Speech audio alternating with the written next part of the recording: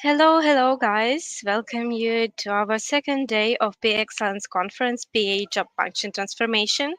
So today we will have three sessions, as it was yesterday, as it will be the next 3 days of this conference. We will cover how PA can influence strategy, how AI can influence PA job and PA role. And also we will answer the question how to work with the clients, how to satisfy the clients, what they want from us right now. Um, and yeah, I just want to remind you that all sessions we will have on our YouTube channel on a platform. And if you will register to this conference on VR community platform, link you will find in the description, you will have additional materials and also all notifications about our next events. And I have nothing more to say. I want to just present you our moderator and our speaker for the first topic of today. So, Katalin Roman, I wish you luck and a great day. So, yeah, bye, guys, and have a nice session. Thank you, Darina. Thanks, Darina. Hi, everyone. Thanks for joining the second day of BA Excellent Conference. Just before we start, a few points from my side.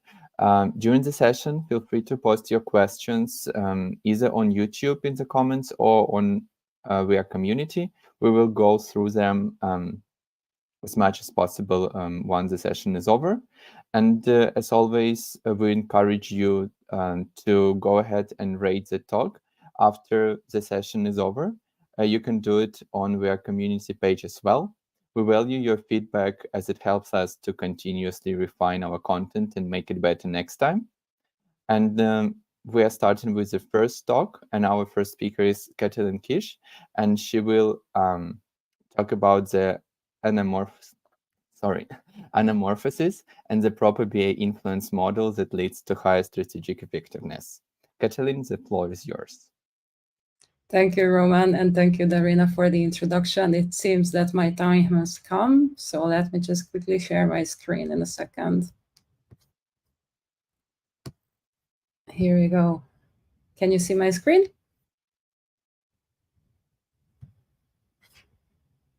I hope so.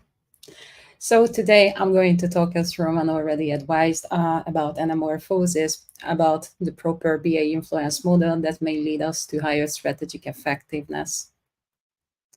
In terms of the agenda that I planned for today for my very lightweight talk, mostly inspirational talk, I will cover three main areas. First, why most of the transformation fail, in my belief. The second, how we may improve the odds of success. And finally, how we may establish the right BA's influence model. Let me quickly introduce myself. My name is Katalin Kish. I've been working in technology for almost 2 decades. And besides these 2 decades, I've been an EPAMer for, I believe that's the 13th year in a row, when I'm working and acting like a passionate business analysis professional. At the same time, after this 2 decades of industry experience, I'm a mom of a 4-year-old little guy who is my biggest inspiration. How to reveal the real needs and express needs on a daily basis, because again, he is challenging me all the time with parenting. And the second thing, what he is teaching me all the time, how I have to compare and consolidate the different perspectives that lead to better solutioning.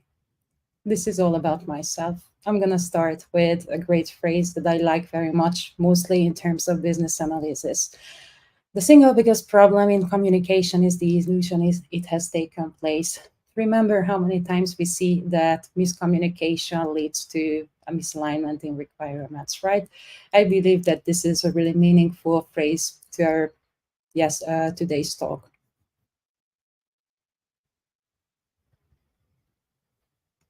Yes.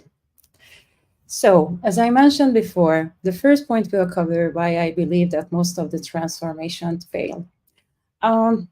During my professional career, I was thinking through what was the biggest loopholes or root causes of any kind of delivery issues I've seen as a business analyst. The first was setting up unrealistic expectations. The second is about lacking of clearly defined deliverables. The third is improper estimations. The first is misalignment with requirements prioritization or establishing wrong prioritization and priorities. The fifth is lack of well-defined success criteria, what we expect as a success. Today, I believe that companies apply transformation too loosely, and it has become one of the most overused terms. Even minor changes or routines are labeled as transformation, but large form org redesigns and are phrased exactly in the same way. I believe that transformation means a really intense organization-wide program to boost corporate performance and organizational health, whilst it leads to some form of business model change. Once it succeeds, I believe it will radically improve the business drivers and KPIs. The strategic rethink should allow all the companies to keep their target state sustainable. Today, and as of now, during this, I would say, generation of transformation, which is having for about 13 years of, 30, if not 40 years of history, during that time, the reported failure of any kind of large-scale transformation has hovered around 70%. But why do they fail? Because they require enormous energy to realize the desired change. Many CEOs and top management high-level executives are more accomplished in a stable environment in a steady state. At the same time, they struggle to lead rather than delegate in an organization where skills, mindset are missing, and the commitment rate is diminishing from the employees. Also, people concerned about protecting their legacies, pursuing to the next role, tiptoeing around internal tensions.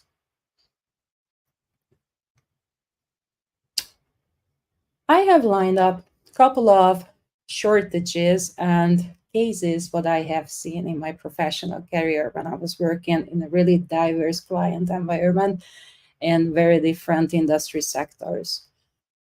Since COVID and even before that, companies had to react to sudden shifts in the marketplace and disruption, similarly to COVID, for instance, or since that time, economic crisis or war situations. Transformations become the best chance to deliver a positive outcome when they are focusing on changing the mindset and the behavior. And this is labeled as influence model. Transformations have been reportedly 8 times more likely to succeed when these 4 different cases were applied. The first is role modeling. Why it works? Because people mimic consciously and unconsciously individuals and groups who surround them. Whilst we associate role models with high power leaders, it isn't limited to people only with authority. It is about leading their opinion and how we are influencing them. Today, in the digital world, it provides more opportunities than ever to share information and influence how others think and behave. The second case that I brought you today is about the behavior again. People seek for agreement between their beliefs and actions, and sometimes it ends up in dissonance due to their beliefs. If they believe in the why, that will inspire them to better attach and support any kind of changes. Believing in the why inspires people to change their behavior. And due to the curse of knowledge that I'm continuously repeating in my everyday job, people find it difficult to imagine that others don't know something that they themselves do know. Developing a compelling change story and count with wide feedback loop is essential. Another statement, what I have seen in the past and recently, that people are often saying, I will change my behavior if I have skills and opportunities to behave in the new way. Similarly to parenting analog that I used before in my self-introduction, I believe that we can teach a young kid new things and routines. And similarly to parenthood, again, that remains the same in adulthood. Despite the ability to learn new things, we often meet with biases. People can overlook their limitations and become overconfident, and that may lead to blind spots, obviously. If they overcome these biases, they can fall into a state of learned helplessness. This is how passivity grows.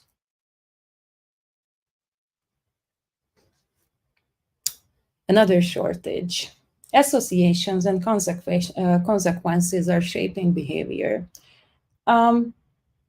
Association and reinforcement can be absolutely conscious, shaped by rewards and punishments. Imagine a reward system which is misaligned with the desired behavior. Again, yet another parenting example, right? Money versus happiness is not linear in an organizational structure. Teams are getting extremely motivated when they are seeing their impact in the customer's life. This is the reality. And also, compensation is not always beneficial, and it may lead to like some kind of source of anxiety. Due to my thesis and the main topic I like it very much, anamorphosis essentially is a distorted projection or perspective requiring the viewer to occupy a specific vantage point, use special devices, or both to view a recognizable image. In the second chapter, I'm going to conclude how we may improve the odds of success. There was earlier a research conducted by MIT Center for Information Systems and Research. They found that enterprises who implemented an operating model reported the following outcomes. There were 17% greater strategic effectiveness, 35% higher operational efficiencies, 34% higher product leadership, and 34% greater strategic agility once they recognized, they're analyzed, and they're compiled their operating model design. We are not yet talking about target operating model design, just the self-awareness of the recent state. The second advice from my side and how we may still elevate the success ratio is a top-down approach to improve. It means that we may stretch for full potential, which means that there is often a misalignment between leaders and management. One pushes for more, whilst the other is rejecting targets as they seem all those targets as unachievable. In the past, many companies failed to neutralize the rewarding system, as I mentioned on my previous chapter, that combines performance with bonuses only.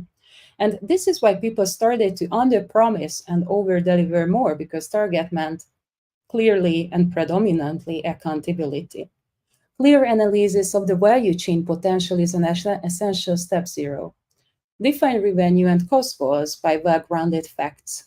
Again, the data landscape, right? This is what's supporting us clearly. The final point to stretch for full potential, why we are in a need of that recent statistics are showing that 2-3 times bigger estimates than the initial one seems to be more achievable, right? This is a crazy but realistic fact.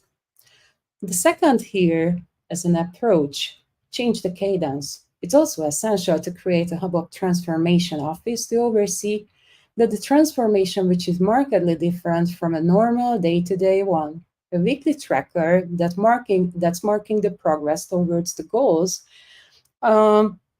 that will help to create a transparent environment and context to all workstream leaders, initiative owners, and the top management, who is essentially governing the transformation. I'm not talking about PIs and sprints rather than leadership commitment to deliver on cadence as well.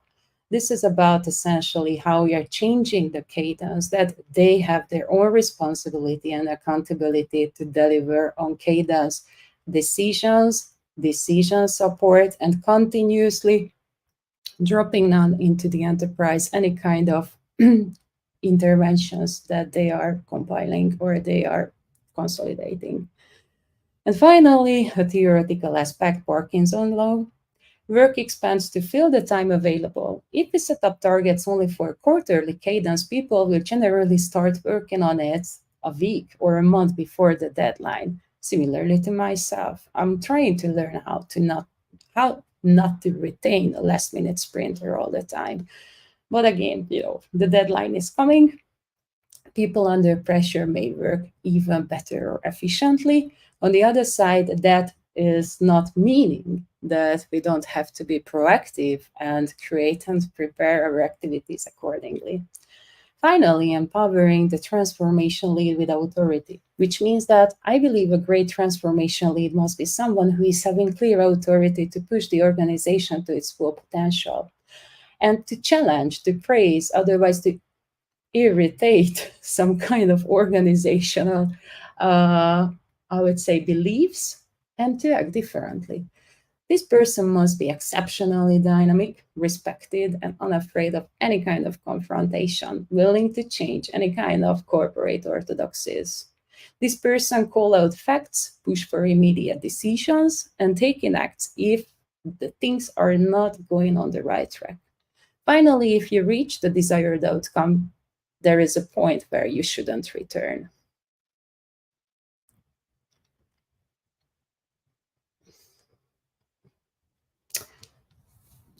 I know that you're getting bored because of my parenting example, but when I was reading a great book from Kim Jong-pain, who established the Soul of Discipline, I found it really meaningful to my professional life as well, how we have to set up the different, I would say, mindsets or those characters that we need to represent to any kind of clients or stakeholders we need to deal with. The first is about the governor, which is somebody who is setting up the foundations and the boundaries clearly, helping early development and firmly govern the setup stage.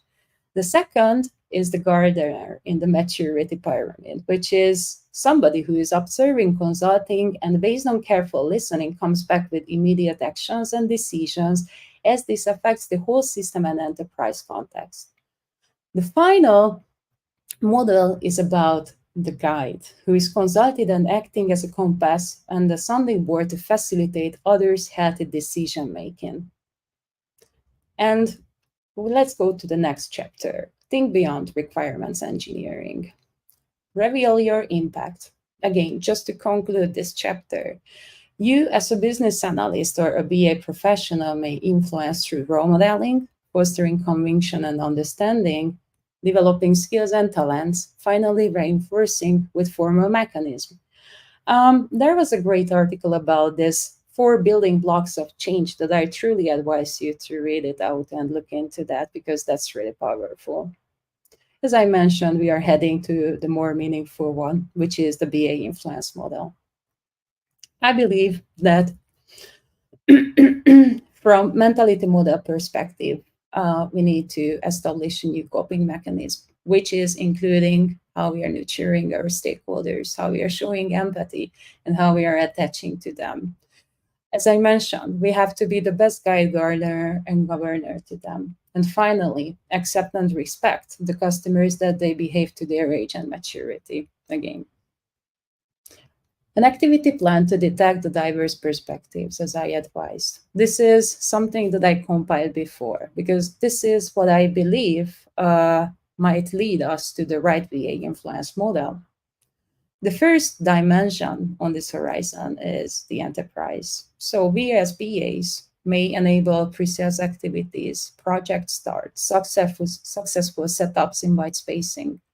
The second thing where we may elevate our skills, our business capability mapping, and establish the business architecture perspective in any environment we are working with. The third aspect is efficient strategy analysis. So understanding high-level executives, what they want to achieve is one thing, but how we are going to analyze, like what kind of initiatives they will have to launch, what kind of opportunities they will need to step in and invest, that's going to lead the proper planning and successful strategy execution. Finally, what I found powerful in the last recent years when I was working in new client engagement projects outside in market view to understand better the market dynamics, the industry itself, the customer and the product proportion. The second dimension on the horizon is setting up the right governance. I often see that we are trying to adopt methodologies and processes out of the box. But prior to that, I believe that what we need to establish is efficient sales pipeline development, understanding in a client context, in an enterprise context, like what kind of opportunities, ideas are there. And we need to not just recognize, but facilitate these activities, similarly to any kind of pre-sales job or proposal development or feasibility analysis from a BA perspective. The second here is intake and portfolio management, which is about centralizing any kind of new ideas, product increments, product intakes, whilst we are fostering the innovation culture in an organization. The third aspect is enterprise analysis from all the time and all-time favorite, as I mentioned before. So understanding the recent business model, the enterprise level value chain, where we are heading to, this is crucial. And finally, operating model reflection in a certain way, at least for a self-recognition of where we are. The third dimension is about methodology. I'm not going to deep dive into any kind of agile, Scrum, or scaled agile frameworks or talking about traditional methodologies. One thing is absolutely essential to any VAs, that we have to be practitioners and experts how we are approaching and selecting and adopt any kind of methodology that we need to establish in a new client environment. The second, that similarly to the previous point, once we see how our organization is operating, what's the operating model, we need to design target operating model. So if we have the strategic initiatives, and if we know that what needs to be known, what's being accepted, then obviously we will have to adopt these changes from an org structure, reporting line, and processes perspective, because there are many organizational inertias in terms of operations. In terms of methodology, let me also mention a couple of more things which are essential. Domain management. I'm here talking about the industry-specific knowledge management. Also, that may conclude domain-driven design. That may conclude knowledge management in terms of the specific industry sector, as I mentioned before, not only for onboarding perspective, but also to share this knowledge and to elevate it. Then business and product metrics framework. It's not enough to understand like what kind of business KPIs or VPs are expecting from some part of strategic initiatives.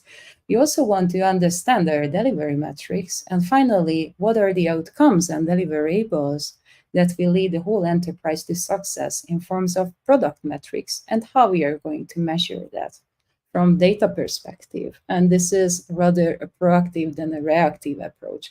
We need to establish ahead of any kind of delivery. Finally, design consolidation. I have a great chance to work with great strategic designers, experienced designers, solution architects, and technologists. Who else, if not the BAs, are going to consolidate all the design activities?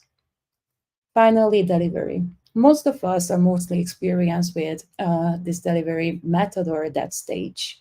I believe that with the right mentality model and background and activity plan, if we set up all these prior to delivery, then we will be capable of fixing any kind of delivery issues and moving from red to green. Then we will be able to help and enabling the strategy execution with our full potential, and we may influence the team and achieve a higher impact. Product rollout, that might seem to be trivial, but this is not trivial to many enterprises.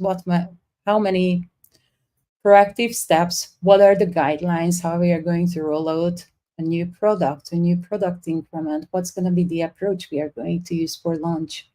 And finally, monitoring and evaluation, like how we are going to iterate this success and intervene if needed. And finally, what I believe surprisingly, you couldn't see any word about requirements. However, we are BAs, right? Because I believe that the heart and the backbone of everything are properly consolidating and elaborated requirements that we are successfully managing for a healthy organization and healthy delivery, since each transformation relies on proper requirements. Finally, my last thought for our today's talk If we are capable of consolidating the necessary perspectives, it will inevitably change the nature and the outcome of a transformation. Thank you. Thank you, Katalin.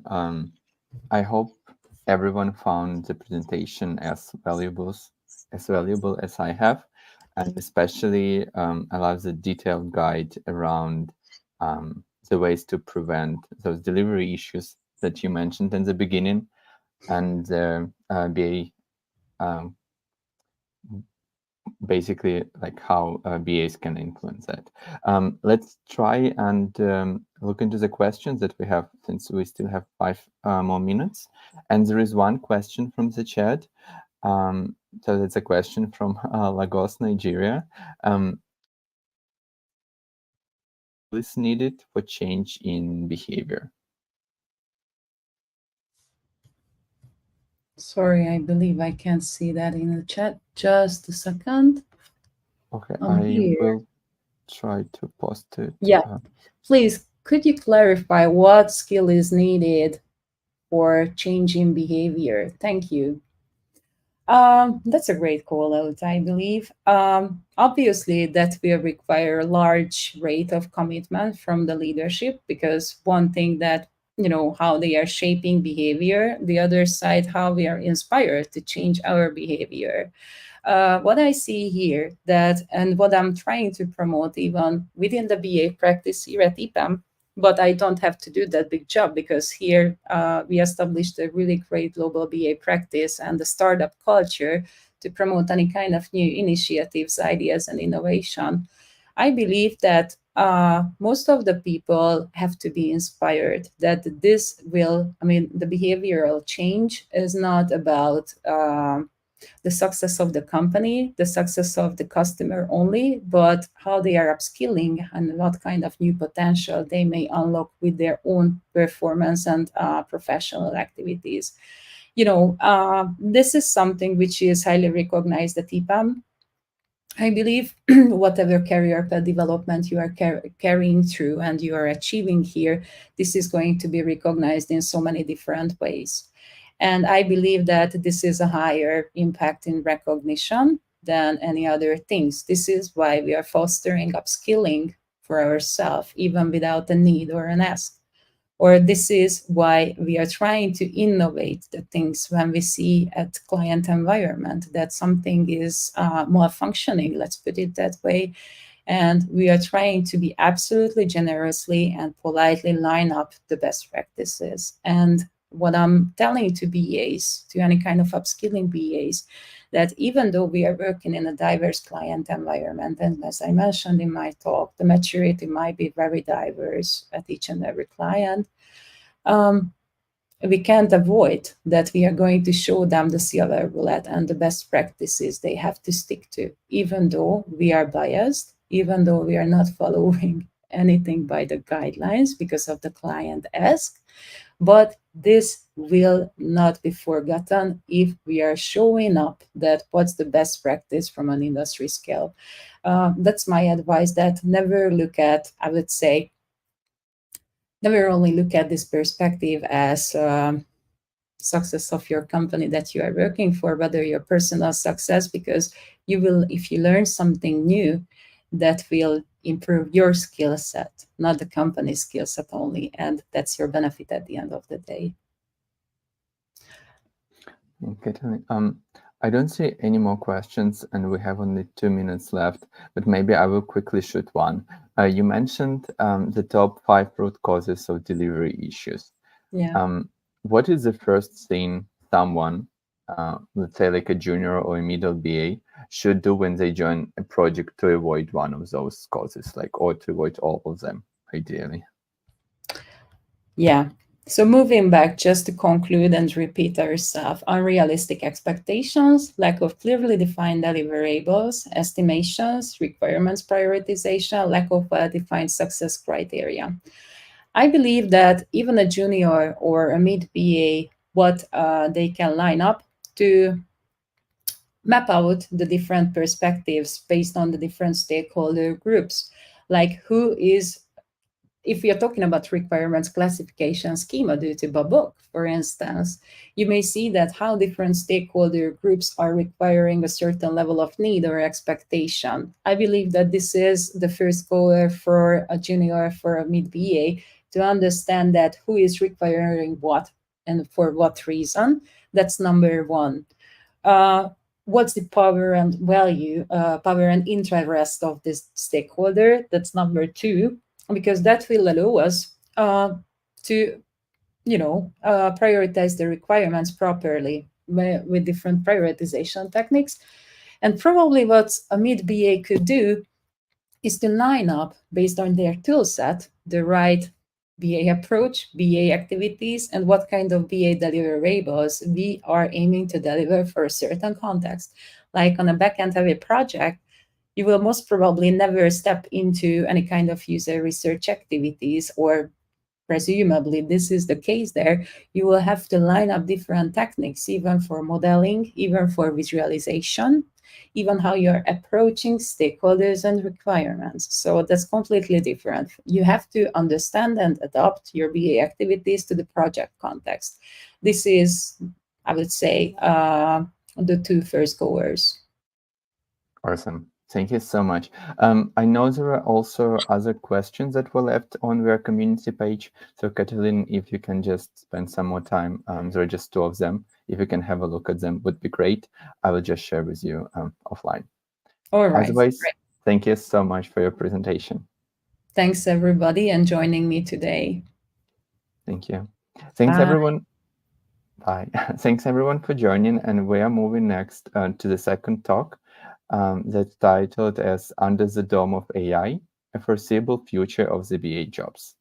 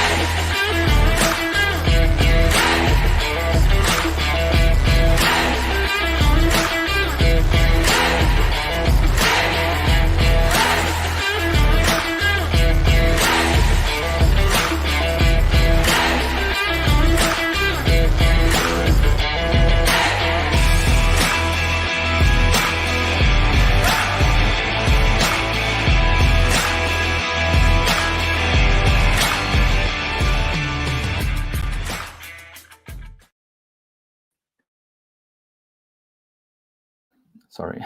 Hey, everyone. Welcome back to the second day of our BA Excellence Conference, an event dedicated to sharing profound insights about the transformation in the business analyst job function. And now we're moving to the second speech. And just before we begin, I would like to remind you that those talks are recorded and will be made available in around a week on our YouTube channel.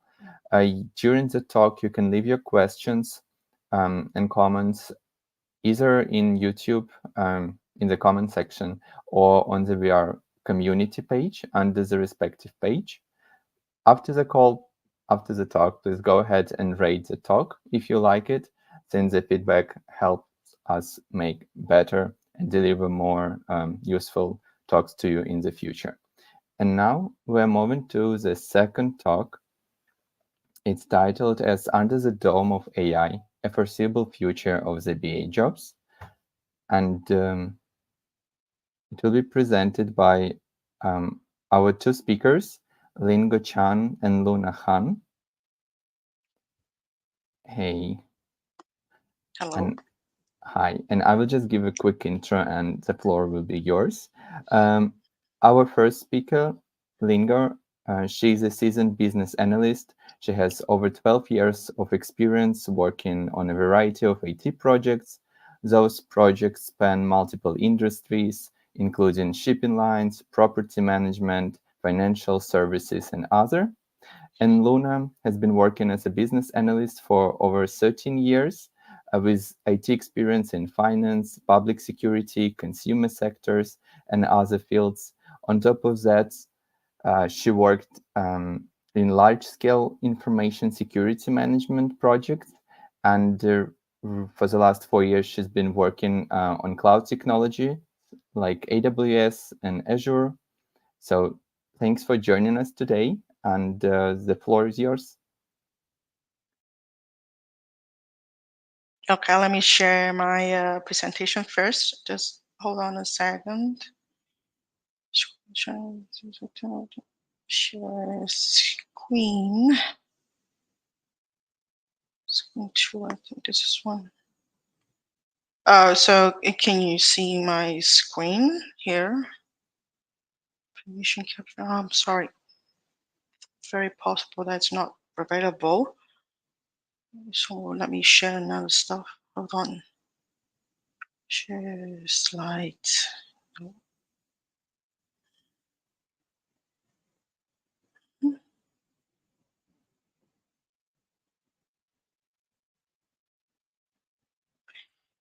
I'm sorry, I have a little problem. Let me just share the slide first.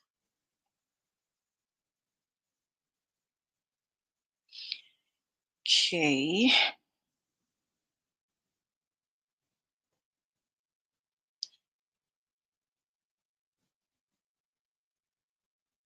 The screen is not sharing. It's weird.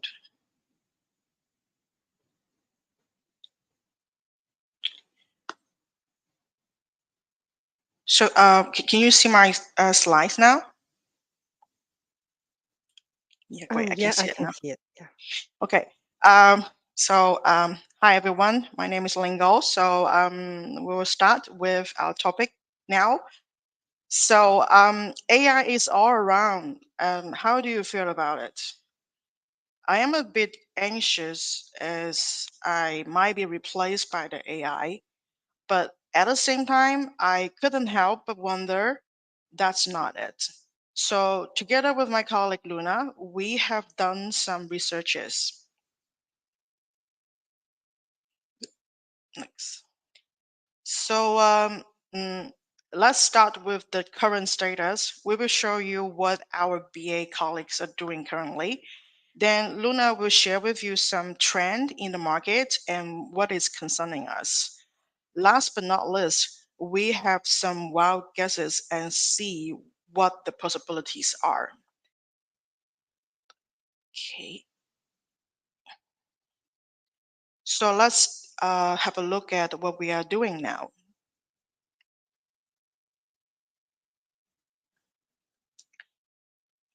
This is the chart of our BA colleagues' assignment in the Asia, East, and Pacific region. The chart shows our clients' industry. Our colleagues are now working in projects involving these domains, including technology, automobile, finance service, pharmaceutical, property management, healthcare, and retail. These industries are hiring BAs, but not all of us are doing typical BA tasks. Some responsibilities are quite peculiar and interesting. Let me show you what are these. The most typical tasks are business analysis, Scrum Master, and project management. Some of them will take the role as the task manager, localization specialist. And the most interesting one is the role as a resource manager. In this role, our colleague interviewed clients' BA team members, evaluating their skills and experience, then providing feedback for improvement and help them create the training plan. So this is about the here and now. Next, Luna will share with you some trend in the market and our concern about the AI. Over to you, Luna. Yeah, thank you, Lingo. Hello, everyone. Let's continue with part 2. Can I imagine a job without BA? So the story began last year. I subscribed to LinkedIn for the hiring trends of senior business analyst roles. So this is an example message I got in December 2023 for the China market, and it showed at 9% decrease from the previous week. So what is this only in China or around the world? in another global talent trend report from LinkedIn in October 2023. It has data insights from LinkedIn's economic graph and the member community to help us know how labor market trends affect candidates, employees, and workplaces. From this picture, you can see in a sample of 20 countries, year-over-year hiring rate remaining down during August 2022 to August 2023. The United States, UK, Australia, New Zealand, and Sweden, Singapore has a job between 20% to 30%. In contrast, job posts that mention AI or generative AI has experienced 17% more growth in applications in the past 2 years than those that do not include such mentions. And what else? Let's move to the next slide, please. Thank you. And regarding employee confidence in career development from the same period, August 2022 to August 2023, most of the people who answered the LinkedIn Workforce Confidence Index from 12 countries, have shown they are more doubtful about their chances to advance their careers than a year ago. But there are some positive signs in Japan, Brazil, and UK. And based on the job application to premium jobs sent by members in the same country as a job posting, in a sample of 11 countries, the rate of candidates applying to jobs has gone up in the past year. Australia, Singapore, France, the United States, UK has a rise between 16 to 23%. And next slide, please. Yeah, so the LinkedIn Global Talent Trends report identifies some key trends that are shaping the future of work. So do you wonder if BA jobs will decrease or even be replaced by AI? I have a question for myself. How do I find a job related to BA or now or in the future, considering my goal, my career path, and job hunting applications, etc.? How can I quickly find a job suitable in the market? I wonder if ChatGPT could help me to find an answer by posting these 5 questions. Question 1, I'm working on a talk about how to get a job related to this business analyst in China. Can you suggest some common tools or apps for the job search? And question 2, based on the top 1 to 5 search tools, please list out the high demand jobs related to BA. So I got the top 5 industries and companies that needed from BA from LinkedIn, Zhaopin, 51 Job, Liping, and Boss Zhiping by answering these questions. And by questions 3 and 4, please summarize and generate the top 10 skill sets based on the results, and also indicate the requirements that are relevant to AI. I got the skill list, as you can see in the picture. The AI job relevant to BA, data analyst, product management. But for question 5, the AI tool cannot provide a real-time statistics and match the keyword of job listing with AI and BA on different platforms. But thank you, ChatGPT. Anyway, I feel better. There are many BA jobs still and great potential in AI development. So from this information, I try to look for jobs with LinkedIn and Boss Zhiping installed on my phone and find some interesting jobs. Let's go to next slide to see one example. Yeah.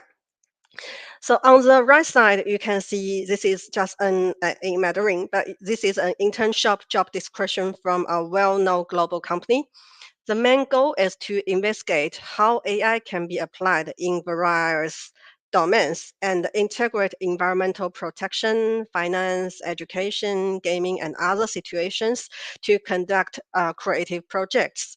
Based on the word cloud on the left side, there are the keywords extracted from the requirement. So you can see environmental sciences, conventional industries such as finance product, educational product, and emerging fields such as scriptwriter and game. The internship project could explore how to use AI to enhance the creativity and the storytelling skills of scriptwriter and game designers.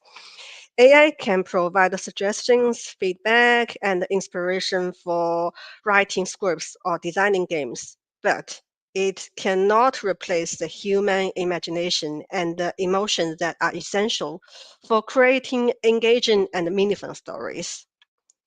As a BA, we can help to bridge the gap between AI and the human creativity by understanding the needs and preference of the target audience, the goals and the constraints of the project, and the strengths and limitations of AI tools. BA can also evaluate the impact and the effectiveness of the AI-enhanced scripts of games and propose improvements or modifications. Therefore, we got the new idea, BA has a crucial role in ensuring that AI is used as a helper, not a competitor. Yeah, so switch to next slide and wrap up with the final point. Yeah, BA won't be replaced by AI. But what are some ways that business analysts can partner with AI at work? Lingo will give us some interesting guesses. All right, that's all for me. I appreciate your listening, and over to you, Lingo. Thank you, Luna. So yes, we do have some brainstorming and do some wild guesses. So let's see what are these possibilities. Let's have a look at the first part. So the first thing is that uh, AI is meant to help us improve the productivity. So my fault or our fault is that being in the IT industry, we have the advantage to know and learn the most trendy technology, but not those who are in this industry. So the first opportunity is that we can help people to adopt the usage of AI. We can start with the simplest task, such as the file comparison and summary, or generate meeting minutes, etc. And the next thing is, beside the basic function, companies are exploring application scenarios.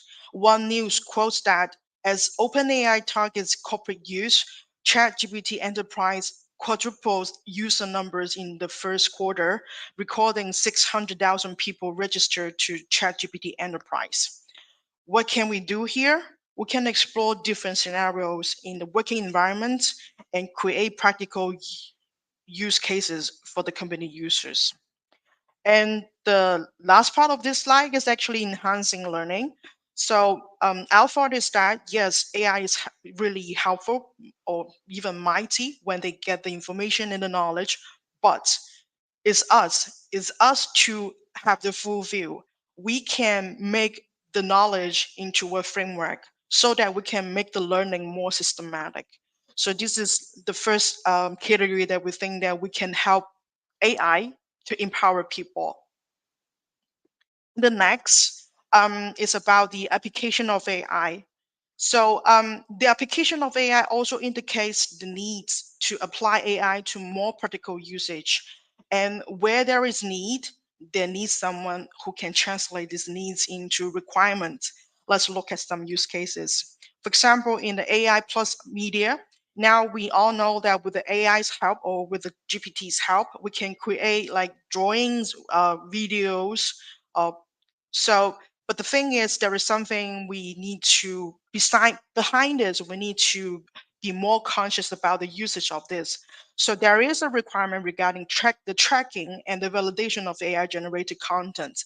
So this could be some like the new requirements to be compliant with the regulations and the policies that we will talk about later.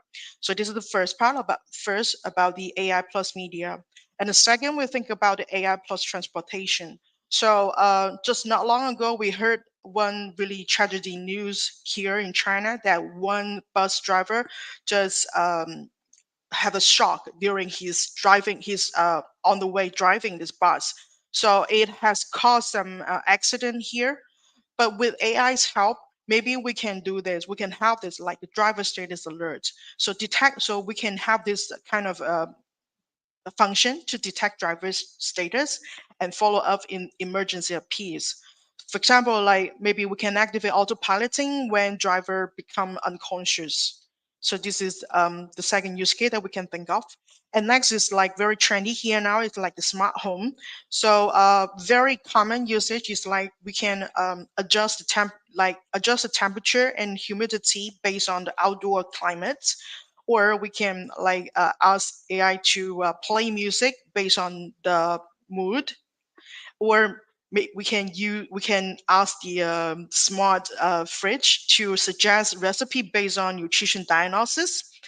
Of course, the diagnosis could come from your smart toilet, and maybe we can ask like the AI to recommend delivery service based on habits, or to based on the monitoring of the smart item status. Like if your smart items are getting old or getting bad, you can just replace them. So this is a use case for the smart home. And for AI plus healthcare, that we have this online diagnosis and prescription. Just get inspired by the news that I heard of recently, that China has launched the large language model for traditional Chinese medicine. So this model has included the medicines, the type, the category, the usage, and also the chemical compounds. And the next phase is to have all this information translated into English. So well, just get back to our usage. For us, maybe we can get some prescription or diagnosis by these models, large language models, so we can have this very convenient way. And also, if we can combine a smart home case, we can have this falling detection. Like for some senior people, they get, if they have unfortunately fall on the floor, so maybe we can have this falling detection to help them. So this is the use cases that we imagine about using the AI. But the next, let's get to the part of the compliance that we had mentioned before. Like, so now that major countries and entities has launched the regulation to govern AI. So I want to show you this chart, this graph that we get it from the internet, and you can see that European Union, UK, United States, and Canada, China, and Singapore has implemented the laws and regulation to govern the AI usage.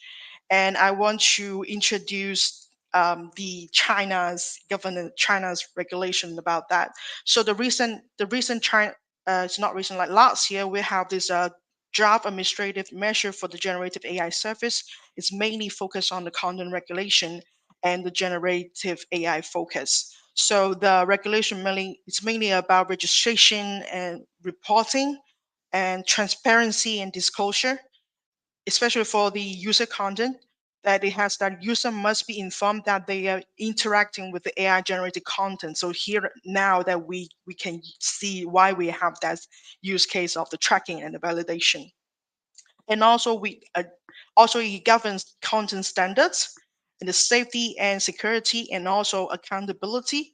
And last but not least, the emergency response. This is the regulation from China here. So beside the AI related regulation, we should also think about, it's not only with the AI regulation, but also with other policies and regulations. So one news that I want to share with you here in China is that recently we have the administrative office for silver economy. So this silver economy office aim to promote the silver economy, which is like the economy for the senior people. So here that we have another thought about this AI usage. For example, like maybe we can have this like AI speaker with the emotion mode that they can mimic the seniors' children to talk with them, so that they won't be feeling lonely when they want to. So the AI speaker can to make their children so they can talk with them. And another use case is about these the housekeeping robots. They recently launched by the Stanford. So it's called like Mobile Aloha that we just got this news. So it's also very, I think it will be a trend for us. Like we're living in a, that we call it a like single economy.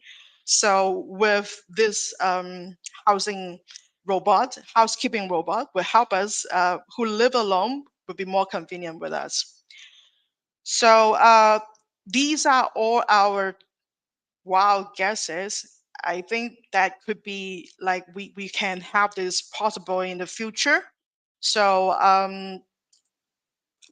you are welcome to share with us if you have other different use cases or different possibilities.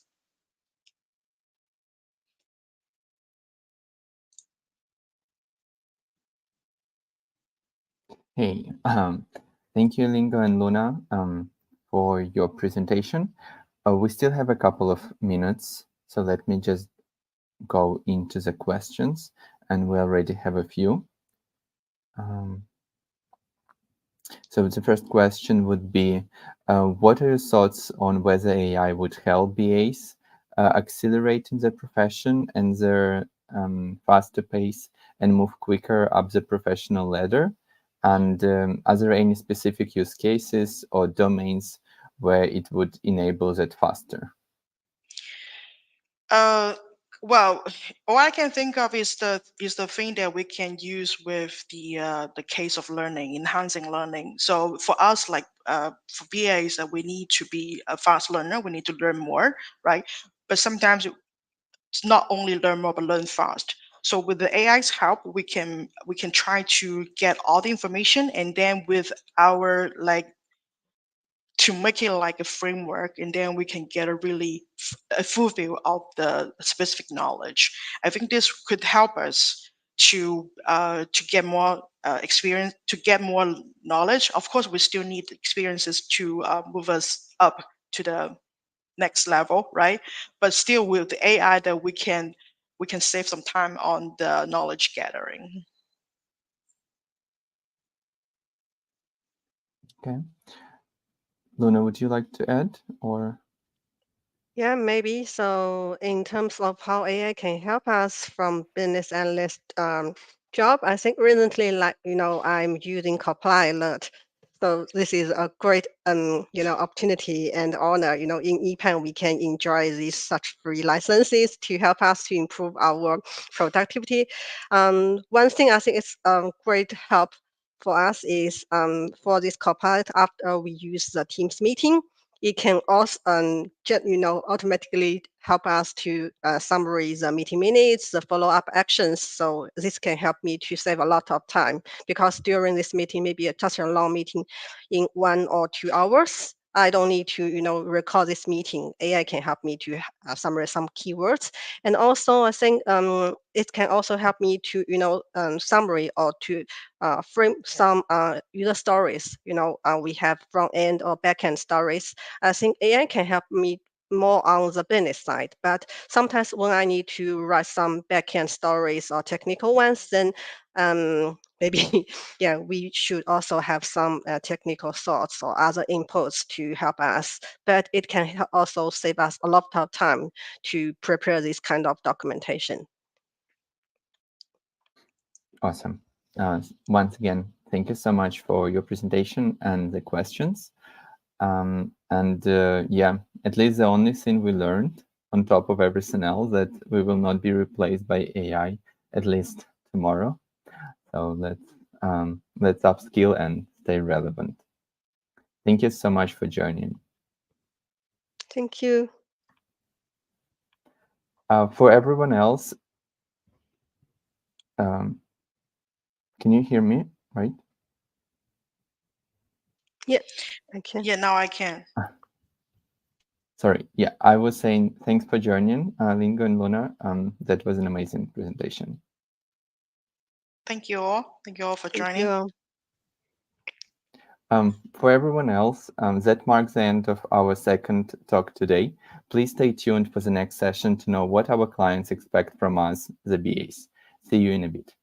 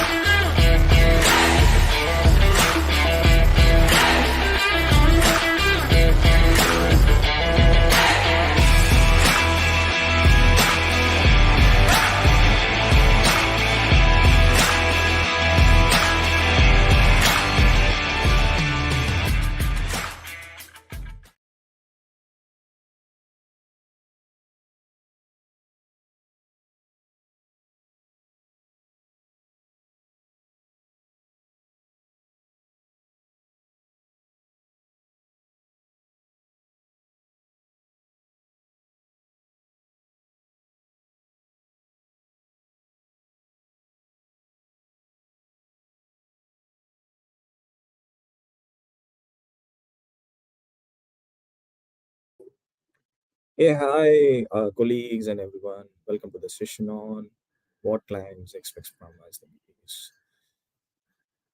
We know who the clients are, right? To just say in one line, clients are someone who provides us business, so their business can run positively.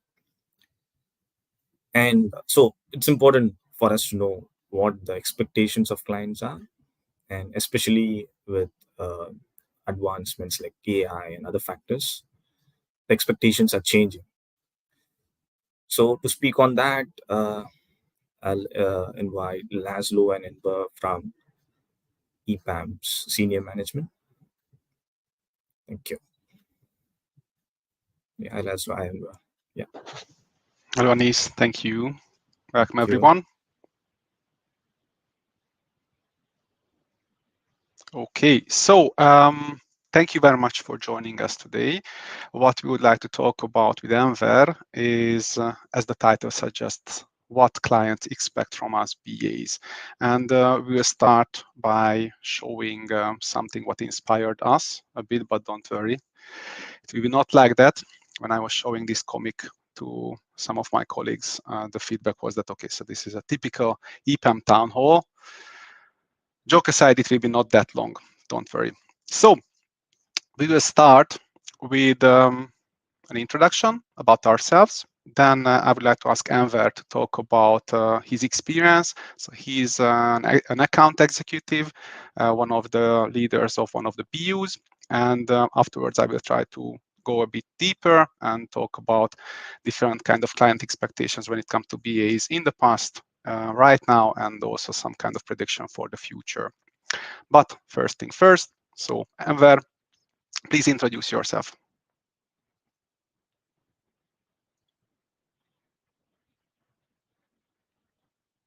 Nope, not yet.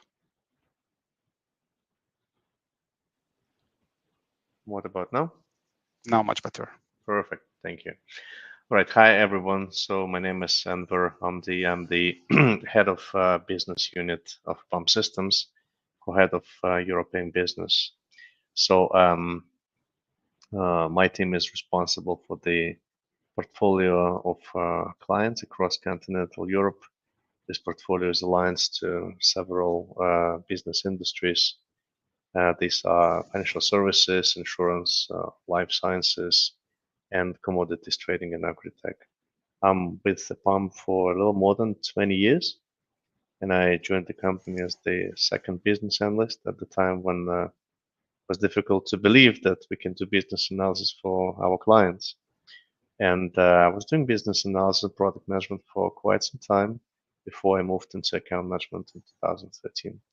Based in Switzerland, and yeah, thank you very much, Laszlo. Over to you. Thank you, Enver. Yes, so I will also briefly introduce myself. So compared to Enver, I'm a newbie at EPAM because I only joined in 2010, and I relocated from Hungary to Switzerland in 2012. And I had the job title of a BA up until 2014, and up until recently, I was leading the Swiss business analysis unit. Currently, in my role, I'm a so-called service and delivery manager working for one of our banking clients. So what we will talk about, and the first topic would be, I want to be a the business executive. Enver, so you have been talking to clients for a long time, and not just line managers on the lowest level, but also executives. So can you please share your thoughts, your feelings about how the expectations and the demands for BAs evolved over these years? Sure, with pleasure.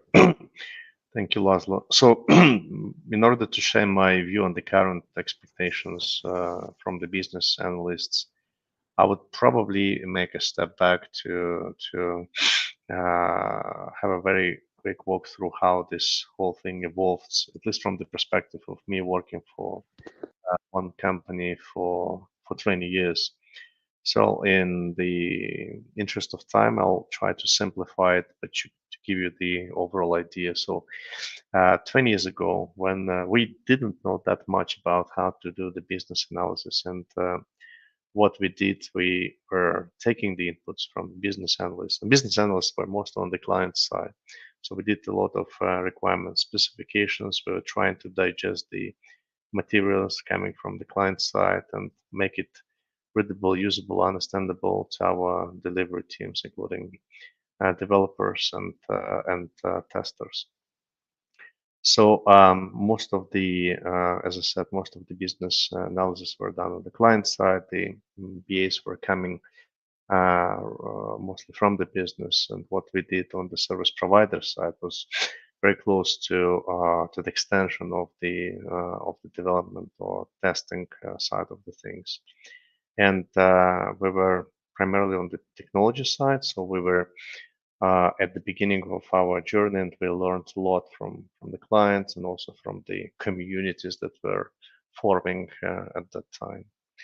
So in addition to this, clients also didn't know us from that perspective. They didn't yet build the trust that we as a service provider can do business analysis, that never saw and experienced us knowing their business. So it took some time to create this trust, and at the very beginning of the journey, it almost didn't exist.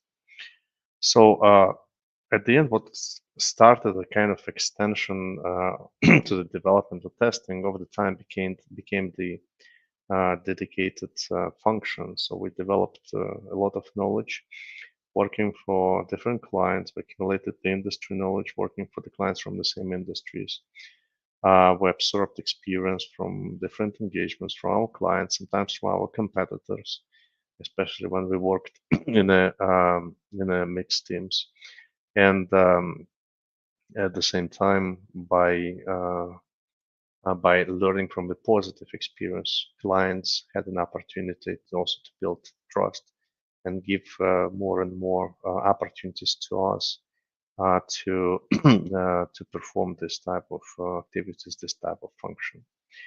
So this is the very quick evolution of how we started with the very basic functions to what we're doing now, helping clients to build products, to think through different business scenarios.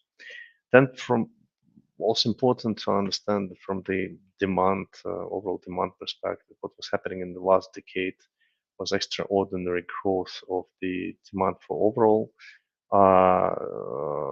services, but also had the same impact for the business analysis. So demand was big, and it's not like everyone had a chance, regardless of the skills levels and capabilities, but the entry level or the bar was put pretty low. So as I said, demand was pretty high, but not anymore. So in the current economic environment, what we see, our clients are extremely focusing on getting the maximum value of the money they're spending with us.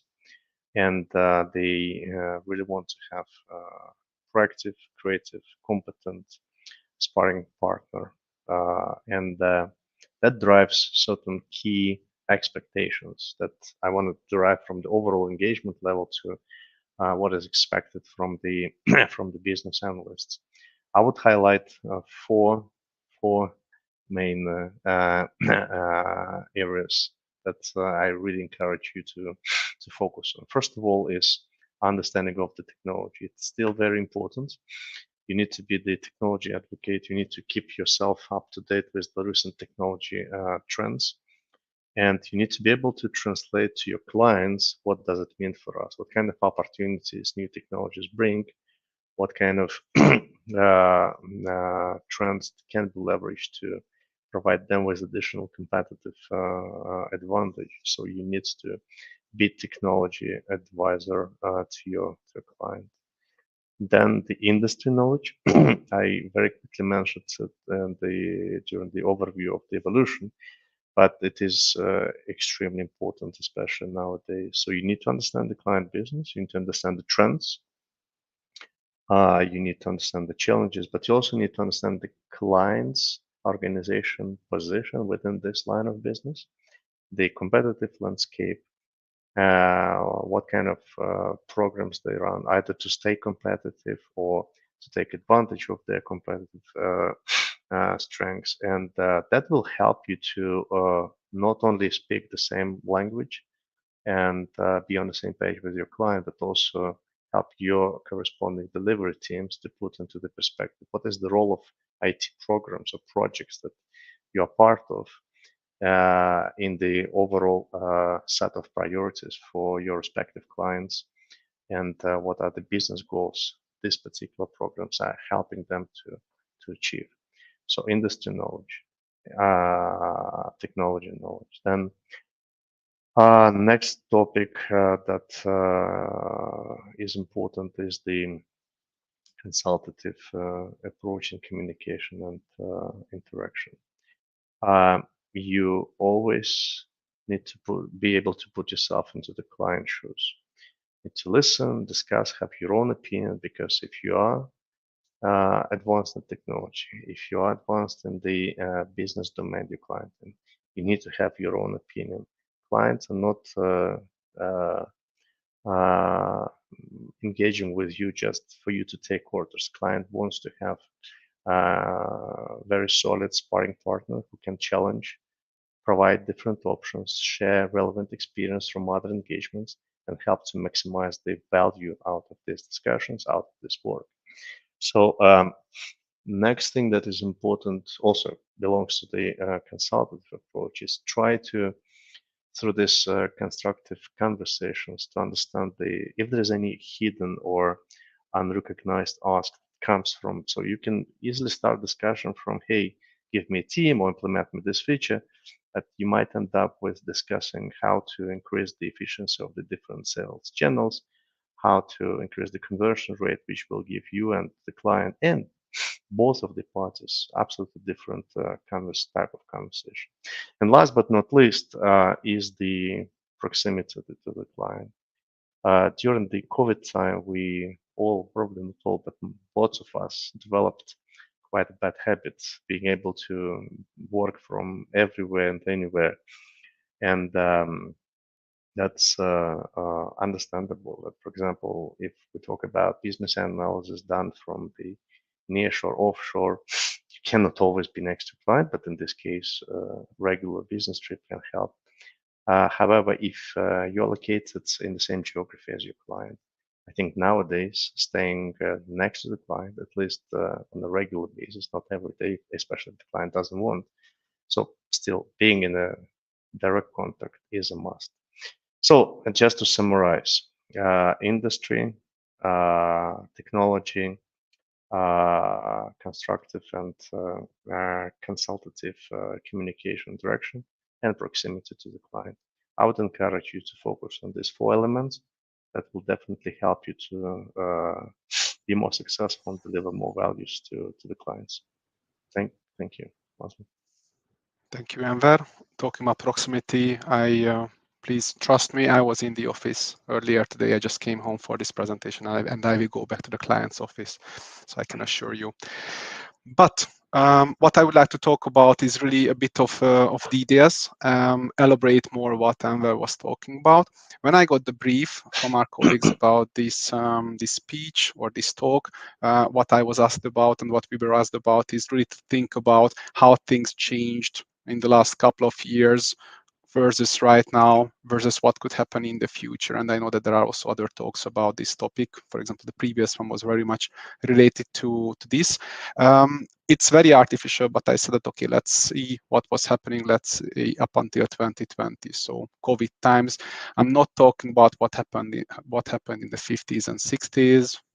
First of all, I was not alive. I will not talk about what happened in the 90s and the early 2000s. So this kind of programmers, analysts, how all the BAs started to work. So I'm not covering this. It's more about what happened, let's say, up until quite recently. So how the demand for BAs look like. I'm obviously located in one of the locations called Switzerland, and I have, I would say, more or less knowledge about that one mostly. But of course, I will also trying to view this globally, so not just in Switzerland. So what we have seen in the past. So obviously, as the maturity of the relationship with the client evolved, so in the beginning it was always like a very detailed job description when we were receiving like mandatory and nice to have skills and seniority, number of years, and so on and so on. So this is something what we have seen as demand versus at the very end of the scale of the relationship, in many cases just like one-liners. So based on that, what I have seen is that we had basically two kind of BAs recently. So one is the so-called technical BA, and in many cases, especially if I'm talking about this one-liner, what we are receiving from the client, it could be something like this: give me a tech BA like, and then there is a name of another EPAMR BA, and that's all what we got. But when it comes to the technical skills, in many cases, it was really about knowledge of databases, obviously SQL skills, which were very important. In many cases, XML, of course, so that was also something which was demanded. And I remember more than 10 years ago when we started to standardize the way how we were doing technical interviews of BAs, it was really focusing on these skills, and we even had questions about this if the candidate had enough XML and SQL skills. And in some cases, because again, we are talking about a technical IT professional, we were also asked about, okay, if the BA could read logs, and in some extreme cases also it could have been expected that it's not only a BA but also a software engineer who is coding, but this was not happening too often. The other category, what I would like to highlight, is the BA all-rounder. So when we are talking about really a BA who is capable of not only, of course, working with requirements, managing requirements, and documenting these requirements, but additional activities as well. And in many cases, what we have seen is that, okay, if the team already had developers and testers, then of course the next one to be added is a BA. And because of that, in many cases, this BA was also doing coordination, for example, within the team, but also outside of the team with other teams. And what we have also seen is, in many cases, not just user acceptance testing, but also additional testing activities were performed by the BAs. And then obviously also this was demanded, and this was also highlighted in the job descriptions what we have received from our clients. Fast forward, so what do we have right now? I would say our current BAs, especially the EPAMR BAs powered by AI, this is something what is now very trendy. And also what I have seen is that in many cases, the same way as we are seeing software professionals being asked to be T-shaped, this is the same when it comes to BAs. For those who are not familiar with this, so I-shaped is basically a person who has one primary skill and experience mostly with this. And then obviously, as the letter suggests, T-shaped is one primary skill and also additional skills as well. And of course, because we have to write books about different things, it's not enough to come up with the term T-shaped. So if you are checking, there is also something called X-shaped, E-shaped, M-shaped. So obviously, more and more primary skills are being added, and because we are running out of Latin alphabet, I have also found something called delta-shaped professionals, when it's really about being able to very quickly change the primary skill of someone, if a primary skill can be changed. But talking about what the current requirements are, as we see it, in many cases, it's not just a BA. So of course, BA requirements engineer for sure, but it's also something else. And what this something else could be? It could be, for example, a proxy product owner or even a product owner. So the BA playing the role of the product owner, or for example, a BA and a Scrum Master. And in some cases, so we have seen this happening, I would not say too often, but from time to time, let's say that there is a BA who is playing the role of the PO, and suddenly the Scrum Master is leaving the team, and then you are ending up with a BA who is doing a product owner role as well as Scrum Master, and all of these weird constellations are happening. So this is something what happens from time to time as well. Enver was talking about different domain experience, and he was highlighting industry experience, and this is something what we see demanded right now. And what is also very important, in the past, what I have seen is that it was enough to bring in someone who was working in a bank before. But nowadays, it could be very specific. So not just a bank, but for example, a retail bank, or for example, in a retail bank experience working with a mobile banking application or something like this. So it could be really divided down to lowest level, this kind of industry experience. Again, technology skills. So this is something which is demanded right now. And in case of technology, again, we are talking about things like, I don't know, Salesforce or SAP, and also these kind of technology areas could be subdivided into much smaller areas as well. And another example here is when it comes to, for example, regulatory projects. It could be very different to others, and this could be also across different industry domains. So, for example, regulatory in banking, regulatory, for example, in pharmaceuticals, and so on and so on. And we could see and we could expect current demand related to this. And I would like to also. That's a very good point, Laszlo. Very spot on. I think quite often regulatory aspect is left without proper attention. Thanks for bringing it in. Thank you. And I would like to also talk about currently demanded soft skills. So this is something what we are seeing. First, of course, languages. And what is also quite interesting to see is that we are not just talking about English, which is our primary language when it comes to EPAM, but also other languages. So I have seen requests, for example, a French-speaking BA based in Hungary or Poland, or different kind of things. So really not just on-site, but also nearshore, offshore. We can see more and more demand about this. Communication skills, interpersonal skills. So in the last decade, potentially more than in the last decade, especially when the agile approach and Scrum was evolving, we have seen that this is a request for all IT professionals. But especially when it comes to BAs, communication skills, interpersonal skills, ability to build relationships is something which is a must-have nowadays. So I would not even call it a soft skill. It's really something which is approaching towards being a hard skill. And last but not least, of course, you cannot have a presentation in 2024 without mentioning it, Gen AI. And I was talking about being powered by Gen AI. This is something what we see becoming more and more, I would say, streamlined nowadays, that whenever it's possible, and of course, being careful about the usage of LLMs, it's very important to be more and more experienced with this.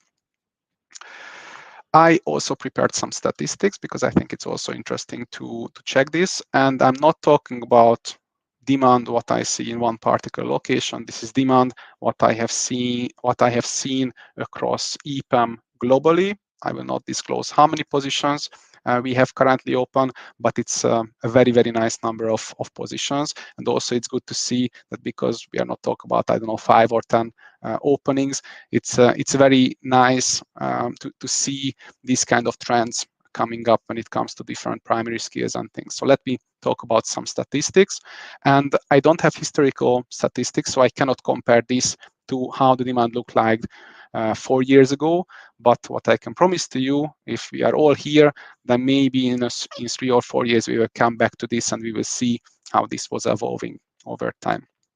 So when it comes to primary skills of BA positions, good news, the primary skill business analysis is the most demanded skill out there. So that's very good. And also we have seen quite a few other openings, so demand from clients about, for example, business intelligence analysis, business consulting.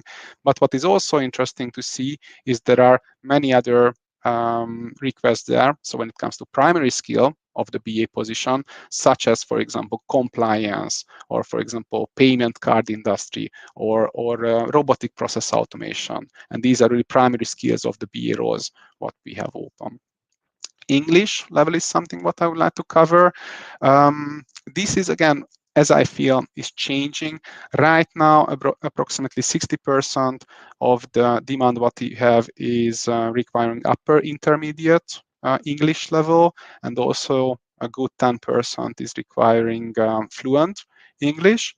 And what was also interesting to see is that we have more native English speaker BAs required than those who don't have to speak English at all, at least like A1 or below. So that was also quite surprising for me. Other languages.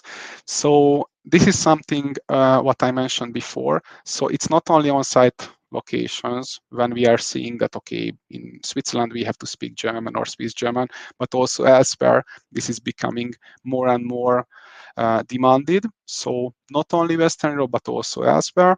And what is also interesting is that there are so many languages which are demanded, and many of these languages are considered as niche still because of the number of these demanded language profiles what we are looking for.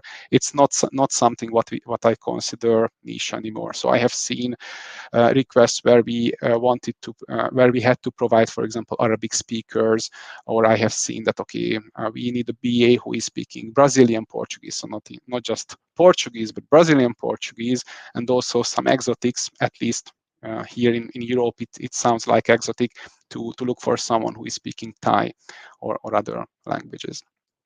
I was also reviewing the seniority demand, and also what was very interesting to see is that there is a nice Gaussian distribution out there. So when it comes to the A track, then the most demanded BA seniority is the senior in our scale, and then as you see, we have A2, A4, approximately the same number, and the same about junior and chief. And of course, this is also something which is good to see. So the advanced engineering, so advanced BAs are also something which are demanded, not that much, but it's definitely something which is a visible demand. I would like to also talk very briefly about statistics related to must-have skills and nice-to-have skills. So on the top of the list, of course, there are a lot of skills which are about being a business analyst, so requirement management, documenting user stories, and so on, followed up by various agile skills. So, for example, being able to play the Scrum Master role or working in Scrum and such. Data skills are something which are currently very demanded, as well as tools which are related to all of these what I mentioned. And what is also interesting to see, altogether in all the openings what we have, there are more than 300 must-have skills, meaning that really at least one skill is asked about one role what we have open, and out of these we have more than 300. So this was quite interesting to see. And let me progress with some kind of forward-looking. Again, this is something what I see and what I think. Maybe I will be totally wrong. We will see. I will see really in the future how this prediction evolved. What we are getting asked many times nowadays is, will Gen AI replace BAs? My answer to this is I hope not. My honest answer is I really don't think that it will happen. But I think what is also very important is to focus on those kind of skills, those kind of experiences, what Enver was also mentioning. And I would like to highlight again some of these once again. Talking about consultancy. So consultancy is not just a mindset, but it's more than that. So really it's about being able to be there for the client and being able to consult. And as I Enver mentioned, not just to blindly execute whatever is given to you. And Ark was talking about recently this, so customer focus for real. So not just saying that, of course, we are client focused, but really as much focused to the client as possible. So that's something what I see as important and interesting things to learn in order to stay competitive. The other thing what I think could be something what we could foresee as future demand is related to, of course, AI and the ethics around that. So right now I said that we are currently AI powered, and potentially the way towards being AI native is something what is required. The same way as currently everyone is using Jira or Confluence, and we are able to write a user story very easily. We are native in Outlook because we are writing dozens and dozens of emails every single day. I think what could potentially happen in the future is that we have to have this kind of native skill set when it comes to AI as well. Of course, we will have a lot of tools and platforms related to AI, and not just the language models, but also everything around. And of course, it could also happen that we will have more and more positions which are about building these tools, building these platforms, the same way as we are doing it, for example, when it comes to cloud and when it comes to other services, what our clients are offering to their clients. And last but not least, and this is about the ethics part of this category. So it could also happen that the future BA would be there to fight bias, to protect privacy, to do those kind of things what we see LLMs currently not really doing very well. And of course, you are building an LLM, you get into the news, but if you are doing something like what we have seen in the case of Google, but also there are so many other examples there, it can happen that there is some kind of big problem happening, which is just a malfunction of the LLM, and still you are ending up again in the news just with a I would say a bit more negative. And this is something where I could foresee that the BAs could really help. The other thing what I would like to mention is product, which is again mindset, and not just the mindset. Currently, we are having lots of BAs who are acting as proxy POs or POs, and I could see more and more this. So BAs going towards being product focused. And of course, it's very important to know what the current technology is capable of, and going to the clients and offering this the same way as we are offering our Gen AI capabilities to our clients. But what I also see very, very important is to really focus on the problem, really focus on the need of the client, and do this much more. I keep saying that the best requirement what we can do for a client is a requirement what we are not doing at all. So if you are being asked about something to do, ask why 5 times, and maybe it turns out that it's not even required at all. And the client is the happiest if we are not spending time and effort and of course money on something which is not required. So this is why I would say that please stay focused on the problem and try to understand if this is something which is really needed or not.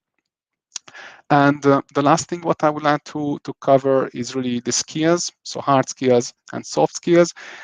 Already right now we see a lot of demand which is about, let's say, banking or insurance or pharmaceuticals or life sciences BAs, and some kind of technology experience as well. But I could foresee that we would have much more of this. So certain very particular domain knowledge and a certain very particular technical skill alongside, and this could be demanded. And regarding languages, you may ask yourself, so if you can buy something from Indiegogo, what you put into your ear, so this kind of earpiece, and it will translate from 200 languages to your native language, is it something what is really required? I don't know. maybe not, maybe yes, but what I know is that we had such kind of equipment also years ago, and still, as of today, this is not something which is making language skills not required at all. So I think it's still important. And what I would like to recap, so recapping this kind of recap, so what I think we should all work towards. So really get used to this kind of consultancy mindset, be closer to the client, continue learning AI the same way as a language, be native at it, take care of the product, but also focus on the problems and needs of the client. And last but not least, I'm not saying that, okay, you are finishing your 8 or 8.5 hours and then you go and learn 2 or 3 hours on your own, but hopefully you will be able to find the way how you can embed this kind of learning experience into your daily job, and then you can learn all of these skills while you are working. And this is, I really hope that this will be more and more possible. And regarding language skills, so many of us were relocating to other countries from our native countries. And what I also see is that this is an opportunity. So settle in, integrate yourself, learn the local language, and this will hopefully also make you more and more competitive as the years are advancing. So that's all what we wanted to cover today, and we still have approximately 10 minutes for questions and answers. Yeah, thank you, Laszlo. Thank you, Enver, for the wonderful session. It actually gives us a good focus on what we need to concentrate on. We have a couple of questions. I'll just read it out. So one question is, from your experience, how often does it happen that a BA that has certification in some technology is more demanded than the one who has no certification but more experience with that? And in general, do you see any increase in popularity of certified BAs? I'm going to share my view. Laszlo, please feel free to contribute with yours as well. In my view, the practical experience with solving challenges in the eyes of the client has a little bit higher value. However, it's in certain scenarios, especially when it comes to regulatory and compliance set of engagements, some of the certifications and proven knowledge certification that this knowledge exists in a structured way is really required. It could be just a blocker for you being part of this engagement. However, in my view, practical knowledge has significant value. One can have as many certificates as needed, but certificates without practical knowledge of delivering things provides a bit less value than the other way around. Laszlo? Yes, I totally agree. The way how I see a certification is something like a boundary what you are jumping above. So let's say that you could do some kind of basic IREP certification already before you are working as a BA. But what I find more meaningful is that you get some kind of experience, and then when you feel that, okay, so I have enough, then I'm jumping over this boundary. So that's how I see this. Of course, you may ask yourself, okay, but if I need to have experience before I'm getting the certification, how will I start my first BA job? And this is a very valid question. That's not so easy, but this is why, for example, in EPAM we have so many mentors, so many ways how it's possible to change from one discipline to the other without you are getting serious experience in that one. Thank you, Enver and Laszlo. The other question is, as a BA, how do you challenge the client's established way of doing things? And I'll just add one more question to it, like, and what's the hardest position we filled in?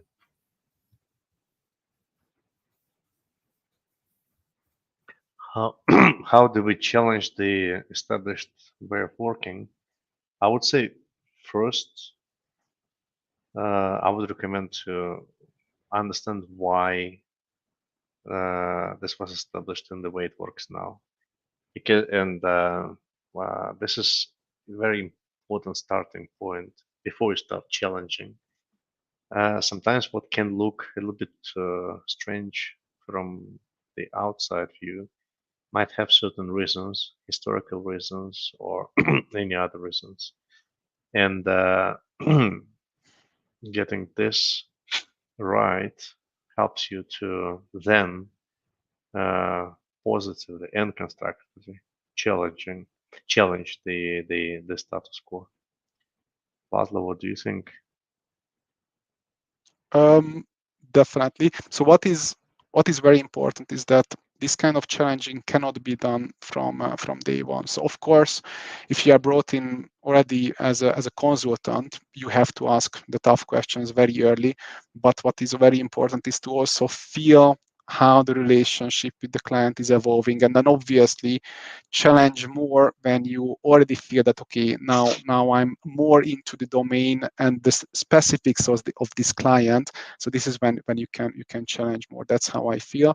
And regarding the other question, so the hardest position to fill, so globally I don't know, but in the last couple of years I was very fortunate to fill altogether probably around 200 BA positions, and one of the hardest ones was about so very early COVID, when we basically had no relocations, no movements, nothing like this was happening in Switzerland.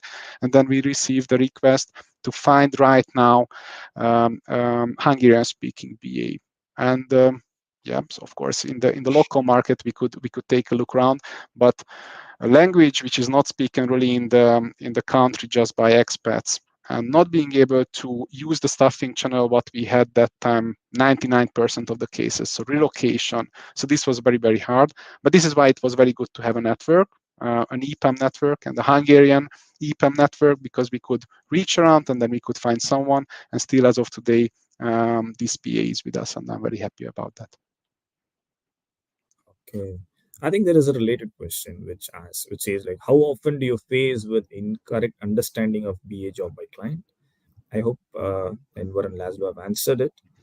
I'll just move on to the next question, which says, how can we combine the requirement for increasing the number of main or side skills, T-shaped and related, with more and more narrowed specialization, not just industry specific, but much more granular focus?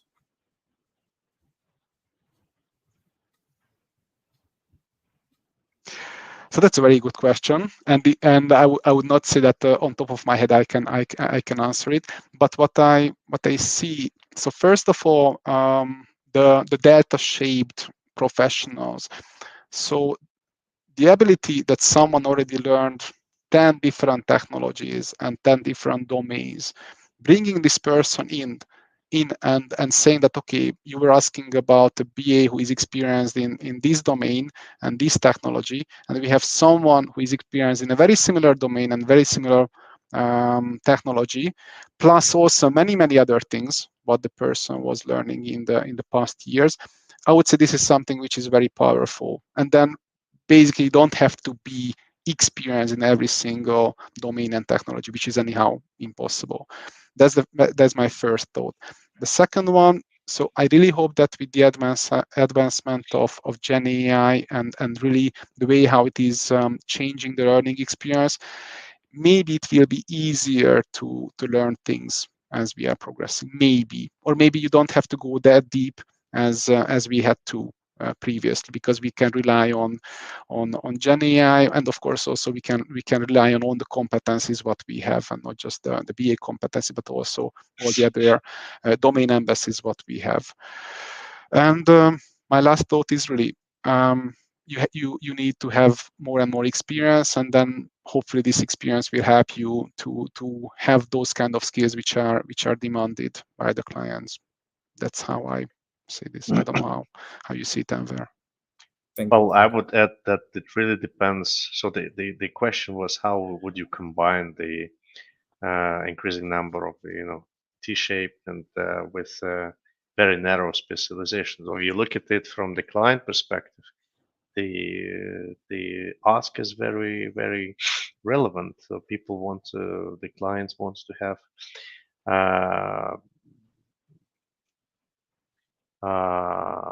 sparring partner who understands the industry problematic or technology problematic end to end, but still can do a deeper dive into the problem area of the client. So what I would recommend for you guys as business analysts,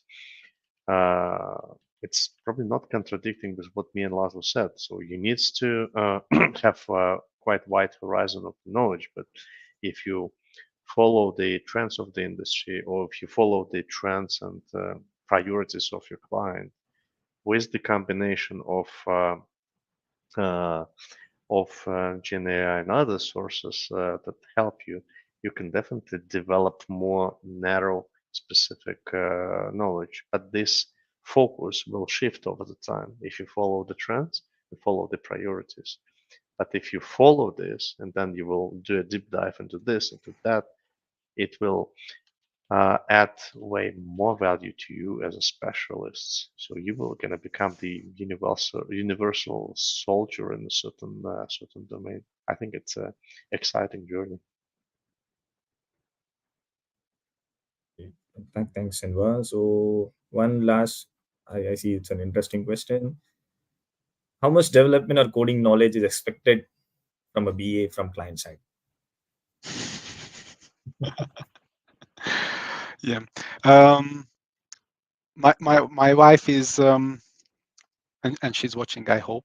So she keeps saying that it's so funny that I have a job title with the software engineer, and I was never working in an organization, a serious organization as a software engineer, and still I have an experience of being a BA for many, many, many years, and afterwards also in other roles. And throughout being a BA for 10 years or so, I was never asked to do any kind of coding at all. During these years when I was staffing many BA roles, I have never seen a serious request when it was expected that the BA has to code and implement some kind of things. And those positions where our BAs are implementing something, so I would not say that this is a pure BA, but it's more like, I don't know, a data analyst position and things like that. So I don't really think that this is something which is that important for the future. I would add that even before joining about 20 years ago, when I was still on the way to become the business analyst in the company where I worked before, so my mentor was even asking me not to look into the development, to keep some, some part of my mind open for, let's say, for different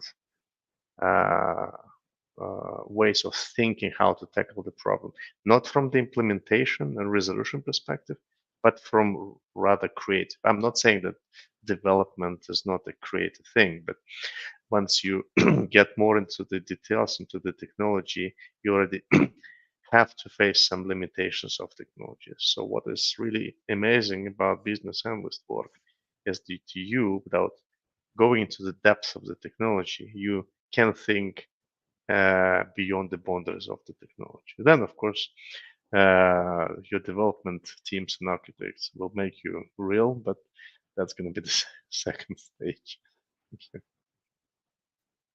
Thank you, Enver. Thank you, Laszlo. I think, yeah, we are done with the questions. Anything else, Laszlo?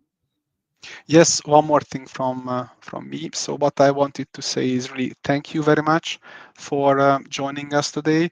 And I'm using on the right side my favorite stock photo, what we have on elements.epam.com. And my message to all of the current BAs of EPAM, and not just EPAM, but all the BAs out there and all the future BAs. So be curious, like this kid on the left side, but also stay very skeptical, like the one on the right side.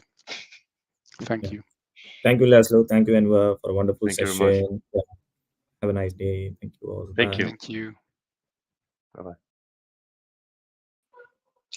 Okay, guys, thank you for being with us today. It's the end for day 2 of BA Excellence Conference.